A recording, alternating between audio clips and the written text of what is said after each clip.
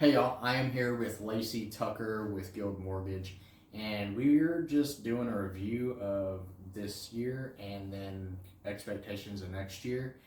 And I think it's some good content. So, yeah. Yeah. So, what do you feel like were the takeaways from this year? Tempered expectations. Yeah. Things didn't quite go as planned. Right. But that's life. Yeah. So, it was a good year. Yeah. Still. I do think it was a lot more positive year than the prior. Yes. I think that, we all kind of expected the rates to go down. It was kind of an over-promise, under-deliver kind 100%. of year. Yeah. And I think that everybody is working towards, rates coming down and being in a more manageable state. However, it's still going to go up and down, and even predictions are not going to always be accurate. Right. I mean, I heard in 22, the end of 22, it'll be down to 4.5. Yeah. By the next summer, and we're still in the 6s. Yeah, we are definitely still in the 6s. So, being able to talk to somebody that is going to keep your expectations manageable and not necessarily just tell you what you want to hear, I think is key. I think it's key to having a good realtor and a good lender that's going to, manage the expectation level, because somebody that's just over promising probably isn't doing a lot of research. Yeah. And isn't listening to a lot of different variables, and I think that's really important in this past year's market as well as next year's market. Yeah. I think this year was a kind of a reset. Mm-hmm. So expectations prior to this year or last year even were 3 points, 4 points, and people are finally realizing that was an unrealistic number for the long term. Those were artificially low. Yes. The government paid for those rates. Yes. Now the government doesn't quite have that much money left. Yeah. So the consumer is going to pay for it, and it's normal rate. I mean, 7% is your average over the past 30 years or something like that. Yeah, I mean, back in the 90s and even the early 2000s, rates were 12, 13, 14, 15%. And I think people always forget about that because we haven't been back there in a really long time. And I don't know that we'll necessarily ever go back to that point. But the 6s and 7s, that's a pretty normal state. Like, I remember back in, 2018 when I bought my house. I have a 5.125, I think is what my rate was. And I had to buy it down just a little bit. And I chose that, but that was like a really good market in 2018. Right. Like, home prices were still low, we were pretty stable on things, so the 5s and the 6s were normal. But I know during that same time period, there was people buying houses that was in the 7s. Based on their profile and what was going on with them. Right. So my rule of thumb is 5% is kind of your break even. Yeah. If you take into account the price appreciation, which is typically around 5. And then your rate's 5, then that's over a 10-year period or X amount year period. But over the long term, you're kind of breaking even, and you're going to gain equity. Yeah, you're still going to gain equity even with the interest that you are paying. And even making those extra $100 a month payments for even just a year substantially decreases that interest that you're paying over your loan. Well, there was a calculator I did. I think it was if you do bi-weekly payments, then it shortens your mortgage by like 10 years or something. Yeah. It's crazy. Yeah, bi-weekly payments or an extra payment every year. Every year. Yeah, it shortens it quite a lot. So somebody that has, we'll just call it a $2,500 mortgage, if you break that up by 12 months, it's a manageable amount to pay. To pay extra. And that's just ways to kind of get over these interest rates. Rates are in the 6 or 7s, but buy a house that you can afford. Right. And then make that little bit of extra payment, because you're paying towards the principal, and you're cutting the life of the loan down and paying less interest over time, essentially. Right. Yeah. So, and then you have all the good thing about this. I mean, you have the buy loan or the down payment assistant programs. You have all the thing. There are several tools. Yes. That can get you into a house. So many tools. And in our area, I was going to say, there's a lot more USDA availability in the region than we think. Like, Heart of Sherman, Heart of Denison, not USDA eligible. But outside of that area, or just like a little bit off the beaten path, or a little bit north, a little bit south, you can look at that, and that's a zero down. And then they also have down payment assistance for USDA. Yeah. It's stricter, but it is an option to look at, Yeah. You can, in the perfect scenario, 5% down payment assistance, check. Yep. 6% from the seller. Yep. You get paid to buy that house. Yeah. And that's a perfect scenario. That is perfect. Everything has to line up. That does not happen that often. No. But even I've seen it happen over the course of this year. I've had several buyers be getting their earnest money back. Now, you have to be buying the right kind of house in order to get that kind of help, and find the right program for you. Right. But you can come out only paying a couple grand, depending on your expectations. Yeah. I mean, and technically it's a buyer's market now. I think it's the absorption rate's like 6.2 months or something like that. Yeah, it's gone up. And 6 months is the median or the equilibrium. Yeah. And then we're over that 6 months. Yeah. So I know a lot of sellers right now that will give you some money. Yes, they will. yes. So speaking of which, it's sellers and giving money. How do you feel like the beginning of 2025 is going to go? What do you feel like we're going to see for this year with sellers and buyers? I've had a severe uptick in inquiries. Same. This is not a slow time. No. And I've had several agents tell me, like, isn't it supposed to be slow? And it's like, it's not slow right now. So I'm a little different. Most agents, or a lot of agents I've spoken with, this is their slow time. Yeah. December and January is typically my go time. Okay. Because a lot of people take off and they're not really doing a whole lot. Yeah. So they can look at houses, they can have a little bit more patience and things like that. Yeah. I typically have 2 to 3 closings in the December-January term. And then it kind of buffers a little bit. But weans and goes in and out. Yeah. Yeah. But I was looking at my stats, I think last week, over year, and that's a pattern. Okay. So, but, good. And prices of houses are typically lower. Yes. In December, that bell curve is on the downswing, and it's gonna start turning back up in February. Yeah. February is when you'll start to see those prices go up, because that's when people supply and demand. More people want to move and buy houses in the spring, so therefore supply and demand takes into effect. Yep. Yeah. So if you just watch that, and I mean there are multiple opportunities during the holidays. Yeah.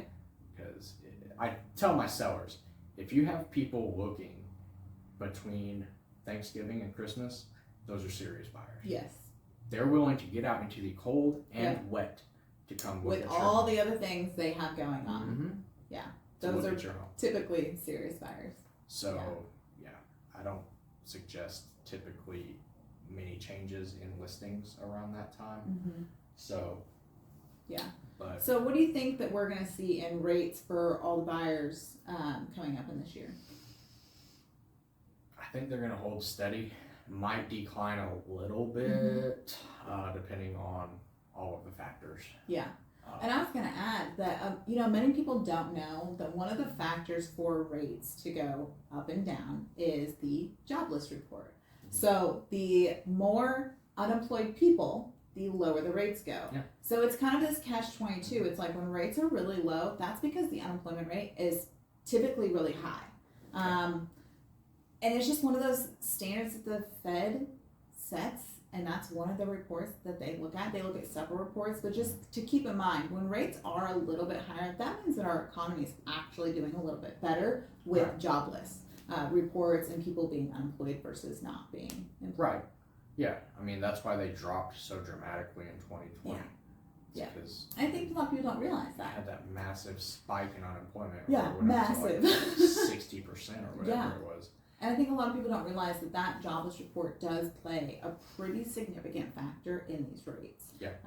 So it's like, people would love COVID rates, but do we want another catastrophe to happen? No, we don't. That is my rebuttal to people. Every single time. And, you know, okay, the rate is 3%. Do you have a job? Mm-hmm. No. Mm-hmm. Are you laid off? Are you getting unemployment? You may not have a job in the future? Like, there's so many other factors that go into it. Yeah. And if you're in a house already and the rate goes down, I mean, I typically say about 1.5 is your sweet spot for refi. Yeah. But yeah, refinance, I mean, they do make sense on those time periods. Yeah. You know, or to get cash out to help if you are having job issues and stuff like that. But we're not going to have that again. No. No. We're not going to have that again. And I'm kind of seeing the same thing. I think the beginning of the year, we're going to see kind of rates stay at these I want to say 6 7s. Yeah. I do have people that have been buying it down to high 5s. Yeah. You know, and even people that like maybe are a low 7s, they'll buy it down to a mid 6. And it really does help. It just depends on your scenario, really. But I have closed many loans that they're in the 5s, but it's somebody that's choosing to buy it down because they have zero interest in refinancing, and there's those types of people that are okay to refinance and don't. Yeah. I personally have never refinanced my house. During COVID, I did not refinance my house because I just was one, I don't want to mess with it. So I keep my 5% and I just party on. Yeah. I mean, if it's manageable, then you're going to save a couple $100 if you refi or whatever. Yeah. It could be a sizable amount. Yeah. Yeah, depending on where you're at. But me being at a 5, it's not sizable. Yeah. You know, and so that's just my own personal. People that bought in the last couple of years that their rate is 7, 8. But I have seen 8s, especially people that got down payment assistance the last 2 years. Oh, yeah. But they have to wait 3 years before they can refinance anyway. So we're going to see a lot of that coming as far as refinances. If you got a grant or assistance 2 years ago and it was in the 8s or super high 7s, you're going to be able to refinance and get a 6. Yeah. You know, somewhere in the 6 range. And it's going to make a pretty significant difference at that point. Yeah. Yeah. I mean, they started, I think it was July of 22 is when they started the grant assistant programs went into the 8s. Because before that it was, I think it was about... I'm 3/8 under 8, something like that. Yeah. And it was in the 8s, high 7s for a really long time. Yeah. And even right now, the higher assistance programs, they are in the higher 7s. And that's just kind of the story of it. If you want to get assistance and be able to get into a house, you have to take that higher rate. You're paying that grant back with the rate. Yeah, essentially, you know. You can't get the best of both worlds. Right. You can't get assistance and want a really low rate. That's just not how it's going to work. Right. But I do think that we'll see a lot of fluctuation kind of up and down, you know, Q1, Q2. And then I think after Q2 is really going to set the temperature of what we're going to see. Whether that's rates staying the same, whether that's going down, going up, whatever. I think after Q2 is when we'll really start seeing what's that base going to kind of be. Yeah. You know? I mean, I've seen several models predicting a recession in Q2. Yeah. So it is what it is. Yeah. We just got to wait and see what happens. And keep expectations realistic. Yeah. Not have like, you know, if you're like the person that has unrealistic expectations, you're like, I'm going to wait till rates are in the 3s, 4s, and 5s to buy a house. Well, like you're missing out on all of the equity that you could be building. Yeah. And that you're going to end up paying because those home prices are going to go up when those rates go down. So I always think it's best for people to know to buy a house in the situation that they're in because the future is unknown. Right. You know, the future is unknown. You have houses in certain areas that, 5 years ago were 60 grand. Yeah. And now 300. Yeah. Or more. Yeah. I mean, you're looking at a $200,000 house that you could have bought in 2019. Yeah. For 75, 80 grand. Yeah. And it's the same house. Yeah. No work has been done to it. Yeah, and that's going to be the same temperament going forward for years and years and years. The prices are always going to go up. Yep. Of the houses, and if you wait and you wait and you wait and you keep on waiting and you don't ever come to the table, you're going to miss out on having equity that you wouldn't otherwise have. Yeah. You know? I mean, McKinney, 20 years ago, was not unreasonably high. Now.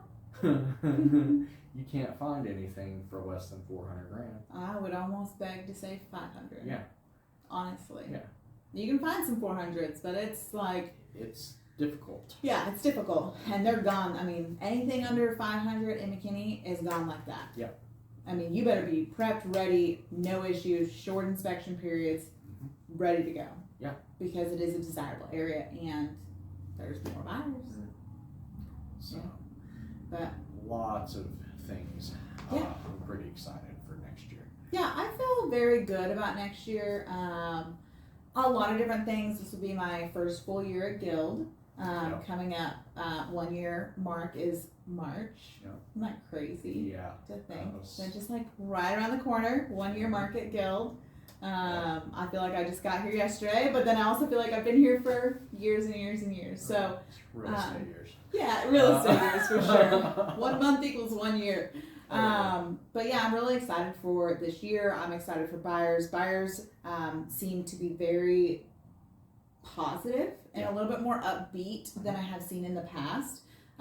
Also very understanding of what the market is and that they'd rather just buy a house and they just want to get in, and it may not be their forever home, but it's their stepping stone. You know? So I'm pretty happy and excited, looking forward to 2025. Yeah, there are a lot of my business this year was first-time home buyers or people that had been out of the market renting for a while but owned a house previously. Yeah. And they just needed something. Yeah. Just needed something because they're tired of renting, because the rent is the same as a mortgage half the time. Yeah. It just kind of depends on where you're at. Sometimes there is a difference, but a lot of these first-time home buyers with a family, it's pretty close to the same. Yeah. Very, very close to the same. Yeah. But my motto for 2025 is thrive in 2025, full throttle, and just being out there, helping people, doing some education, letting them know things are possible. And if you need a little help and you're not quite ready now, but you need to get prepped to be ready soon, definitely for sure here to help and guide. Many reports are saying that people have just been putting it off because of the rates, and I think they're finally coming around to the realization that the rates are gonna be fairly stable. Yeah. So I call them stable. I mean, day to day there's some changes, but I would say that they're fairly stable right now. Yeah. Buffering within a point, to me, is pretty stable. Yeah, it is. Because look at a $400,000 house. 1 point's about $4,000 a month ish. Yeah. Or no, sorry, $4,000 a year ish. Yeah. So $400 a month. It's Yeah. But it is. Yeah, and you can always do temporary buy downs. Yeah. Still. Yeah. You can always still do a temporary buy down. Or do a 3-2-1, ask sellers to pay for it. They're still more willing to do that now. Yeah. To give yourself some time to be able to see what the market's going to do. 100%. Yeah. I think a lot of people are going to enter the market. Yeah. We're seeing the listings come. The next portion is the buyers. Yeah. And I have several people that are just holding until the beginning of the year because they're not going to mess with it right now, and I get that. Yeah, holidays and stuff like that. There's a lot going on. There is a lot going on. But I also have several contracts going right now. Yeah, same. So. Me too. Ain't no downtime for us. I'm waiting on an executed contract now. Yeah, but I'm very positive about 2025. I think that this past year was not what we expected, just to kind of wrap it up, but it also was a good year. I do think that there was some good points and good movement in a better direction than the previous year. You know? And as long as I think we're making those little steps in the right direction for buyers and sellers, even if they're little and not those big steps, I think that still leaves a positive mark. Yeah, I mean, 2023, we just saw it go up and up and up. I know, it's such a bad year. At least this is kind of a stepping stone down and then a big drop and then kind of level off back into. Yeah, so. and I was going to have to say is I am still seeing sellers kind of drop their prices a little bit. There was a lot of listings that were just priced too high. Yeah. You know, because they were just, again, they were back in COVID times. Yeah. You know, and so I'm starting to see some of that come down. Yep. And it's really helping a lot of people be able to get into some of these houses. Yeah. Even new builds are dropping prices. Yep. So, I mean, you can get into a new build for $170 a foot or a little less in some instances. Yeah, in some instances, yeah. So yeah. Lots of exciting things. Lots of exciting things for sure. But all right, it's always a pleasure. Yes, thank you for your time. I hope y'all got some good knowledge and value out of this. So I'll talk to y'all later. Have a happy new year. Thank you.